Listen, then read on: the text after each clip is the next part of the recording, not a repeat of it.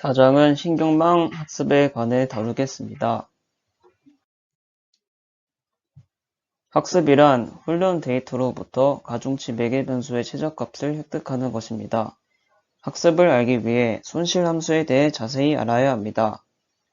손실함수란 가중치 매개 변수의 최저값을 찾아주는 지표입니다. 최적의 가중치 매개 변수는 손실함수의 결과값을 작게 만드는 성질이 있습니다. 이러한 특성을 이용하여 손실함수의 결과값을 가장 작게 만드는 가중치 매개 변수를 찾는 것이 목표입니다. 신경망 학습에 있어 손실함수는 중요하기 때문에 잘 알아두셔야 합니다. 손실함수에 대해 더 자세히 알아보겠습니다. 일단 신경망 학습에서는 현재 상태를 지표로 표현합니다. 신경망의 현재 성능을 지표로 나타낸다는 의미입니다. 오차 제곱합은 가장 많이 쓰이는 손실함수입니다. 왼쪽은 오차 제곱합의 식이고 오른쪽은 그에 대한 코드입니다. 중요하게 볼 것은 정답 레이블 t가 정답을 맞췄을 때 손실함수의 결과값이 작고 정답을 못 맞췄을 때는 손실함수의 결과값이 크다는 점입니다. 다음은 교차 엔트로피 오차식입니다. 왼쪽은 교차 엔트로피 오차식이고 오른쪽은 그에 대한 코드입니다. 이 또한 오차 제곱합과 마찬가지로 정답을 맞추면 손실함수의 결과값이 작아지고 틀리면 결과값이 커집니다. 지금까지는 훈련 데이터 하나에 대한 손실함수를 생각한 것입니다. 실제로는 많은 양의 훈련 데이터를 토대로 신경망 학습을 진행하기 때문에 많은 훈련 데이터를 대상으로 손실함수 값을 구해야 합니다. 요약하자면 훈련 데이터가 100개 있으면 그로부터 계산한 100개의 손실함수 값들의 합을 지표로 삼는 것입니다. 아래는 데이터 n개에 대한 교차 엔트로피 오차식입니다. tnk는 데이터가 n개라면 n번째 데이터의 k번째 값을 의미합니다. 로그 ynk의 ynk는 신경망의 출력, 그리고 로그 앞에 있는 tnk는 정답 레이블입니다. 이 식의 전체적인 의미는 데이터 하나에 대한 손실함수인 5페이지의 교차 엔트로피 오차식을 n개의 데이터로 확장한 것입니다. 마지막 n으로 나누어 평균 손실함수를 구현한 것입니다. 앞에서 많은 양의 훈련 데이터로 학습을 진행한다고 했지만 학습할 데이터가 빅데이터 수준으로 많아지면 계산의 양이 엄청나게 커지기 때문에 일일이 손실함수를 계산하는 것은 비효율적인 일입니다. 이를 해결하기 위해 미니배치 학습을 사용합니다. 미니배치란 훈련 데이터 중 일부를 의미하고 이 데이터를 이용해 학습하는 것을 미니배치 학습이라고 합니다. 예를 들어 6만 장의 훈련 데이터가 있으면 그중 100개를 반복해서 무작위로 뽑아 사용합니다. 여기서 주의해야 할 점은 100개씩 반복해서 뽑기 때문에 결국은 6만 장의 데이터를 전부 사용하게 됩니다. 손실함수는 신경망 학습에서 가장 중요한 지표입니다. 신경망 학습의 목표는 높은 정확도를 이끌어내는 매개 변수를 찾는 것입니다.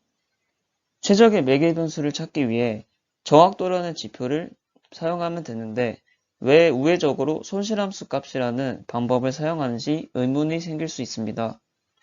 이를 해결하기 위해 신경망 학습에서의 미분의 역할에 주목해야 합니다. 매개 변수의 값을 아주 조금 변화시켰을 때 손실함수가 어떻게 변하는지를 나타내는 가중치 매개 변수에 대한 손실함수의 미분을 구해야 합니다. 이 미분값이 음수면 매개 변수를 양의 방향으로 갱신하고 양수면 매개 변수를 음의 방향으로 갱신합니다. 이러한 방법으로 매개 변수를 갱신합니다. 하지만 정확도를 지표로 삼으면 대부분의 장소에서 미분값이 0이 되기 때문에 매개 변수를 갱신할 수 없는 상황이 발생합니다. 왜 정확도를 지표로 삼으면 매개 변수의 미분이 대부분의 장소에서 0이 될까요? 그 이유는 정확도는 계단함수의 모양을 하고 있기 때문입니다. 정확도는 대부분의 장소에서 미분이 0인 불연속적인 계단함수입니다. 이러한 특징 때문에 매개 변수를 조정해도 정확도의 값이 불연속적으로 조정됩니다. 이것이 정확도를 지표로 삼으면 안 되는 이유입니다. 학습의 목표는 손실함수가 최소값이 되는 최적의 매개 변수를 찾는 것입니다. 이런 상황에서 기울기를 사용해 함수의 최소값을 찾으려는 방법이 경사법입니다. 경사법에서는 기울기를 기준으로 나아갈 방향을 제시합니다. 기울기를 구하기 위해 미분을 구현해야 합니다. 왼쪽은 미분의 식이고 오른쪽은 그 미분을 코드로 구현한 것입니다.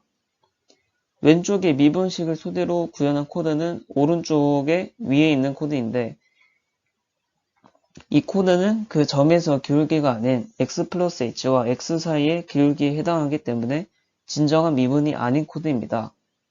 이를 계산하기 위해 중심차분을 이용합니다. 중심차분을 이용한 코드는 오른쪽 아래에 있습니다. 중심차분을 이용하면 그 점에서 기울기와 아주 비슷하게 됩니다. 변수 두 개인 식에 대한 미분을 편미분이라고 합니다. 왼쪽은 미분의 식이고 오른쪽은 그 편미분을 코드로 구현한 것입니다. 편미분은 목표 변수 하나에 초점을 맞추고 다른 변수는 상수로 간주하여 미분해야 합니다. 앞의 편미분은 x0와 x1 변수별로 따로 계산했습니다. 하지만 코드를 구현하면 x0와 x1에 대한 편미분을 동시에 계산이 가능합니다. 이렇게 모든 변수의 편미분을 벡터로 정리한 것이 바로 기울기입니다. 왼쪽은 기울기를 구하는 코드입니다. 오른쪽은 그 왼쪽 코드를 토대로 그 위에 있는 식에서 3,4와 0,2, 3,0에서의 기울기를 구한 것입니다. 왼쪽의 그림은 위식에 대한 기울기입니다. 이 기울기에는 중요한 특징이 숨어 있습니다. 어떤 지점에서 기울기를 쭉 따라가다 보면 결국 기울기는 함수의 가장 낮은 값을 가리키고 있습니다. 즉 기울기가 가리키는 쪽은 각 장소에서 함수의 출력값을 가장 크게 줄이는 방향입니다. 이는 기울기의 핵심적이고 가장 중요한 특징입니다. 학습 단계에서 손실함수가 최소값일 때 최적의 매개 변수를 찾을 수 있습니다. 하지만 실제로 신경망 학습에서의 손실함수는 매우 복잡하여 어디가 최소값이 되는지 찾기 힘듭니다. 이런 상황에서 기울기를 사용해 함수의 최소값을 찾으려는 방법이 경사법입니다. 경사법은 분명 최적의 매개 변수를 찾기 위한 훌륭한 방법이지만 기울기가 가리키는 곳에 최소값이 있을지는 보장하지 못합니다. 실제로 학습에는 복잡한 함수가 많이 나오는데 복잡한 함수이면 기울기가 가리키는 방향에 최소값이 없는 경우가 대부분입니다. 경사법은 경사하강법과 경사상승법으로 구분되는데 경사하강법은 최소값을 찾는 경사법이고 경사상승법은 최대값을 찾는 경사법입니다. 보통 경사하강법이 많이 사용되고 많이 언급됩니다. 왼쪽은 경사법의 수식입니다. 수식에 대해 살펴보면 n은 갱신하는 양 학습률입니다. 한번 학습할 때 매개 변수 값을 얼마나 갱신할지 정하는 것입니다. 학습률은 미리 0.01, 0.001 등 특정 값으로 미리 정해둬야 합니다. 실제로 신경망 학습을 할 때는 학습률을 조정해 가며 올바르게 학습이 되는지 확인합니다. 왼쪽은 경사하강법의 코드입니다. f는 최적화하려는 함수를 의미하고 e는 x는 초기값 그리고 lr은 learning rate를 의미하는 학습률입니다. 스텝넘은 경사법에 따른 반복 횟수입니다. 함수의 기울기는 numerical gradient 함수로 구하고 그 기울기의 학습률을 곱한 값으로 갱신하는 처리를 스텝 넘번 반복합니다. 밑에는 경사법에 의한 갱신 과정입니다. 중요한 점은 경사법에 의해 손실함수의 값이 최소값이 되는 매개 변수를 점점 찾아가고 있다는 점입니다. 경사법을 사용하기 위해 신경망에서도 기울기를 구해야 합니다. 이때 기울기란 가중치 매개 변수에 대한 손실함수의 기울기입니다. W는 가중치이고 손실함수는 L을 의미합니다. 이때 가중치의 형상은 2 곱하기 3입니다. W 밑에 있는 것은 W에 대한 L의 편미분인데 이는 경사를 의미합니다.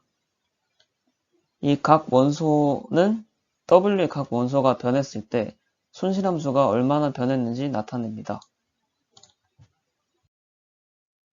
왼쪽은 기울기를 구하는 코드를 구현한 것입니다. 클래스 심플넷을 보면 init 함수는 가중치를 정규분포로 초기화하고 predict 함수는 예측을 수행하고 loss 함수는 손실함수의 값을 구합니다. 그 밑에 있는 코드는 이제 이를 통해서 기울기를 구현한 것입니다.